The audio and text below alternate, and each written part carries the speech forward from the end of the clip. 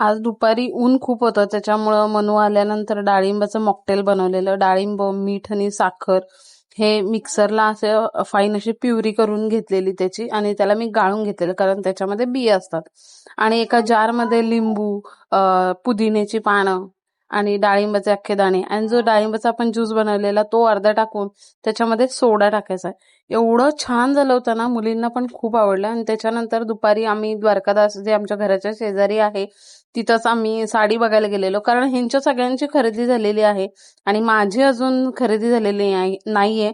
मी कधी साडी घेणार, कधी त्याचा ब्लाऊज शिवणार. तर मी साडी बघायला गेले होते, आणि कोणती साडी घेऊ कोणती नको हे मला काही कळत नव्हतं. आणि कोणती साडी घेतली ही तुम्हाला दिवाळीच्या दिवशी बघायला भेटणार आहे, तर संपूर्ण व्हिडिओ नक्की बघायचा आहे. आणि घरी आल्यानंतर पावभाजी केली, आणि मनूच्या बाबांनी लाइटिंग लावली होती गॅलरीमध्ये, कारण आता तयारी चालू आहे. तुम्हाला जर का माझा व्हिडिओ आवडत असेल तर लाईक करा, शेअर करा आणि सबस्क्राईब करा. Okay, bye.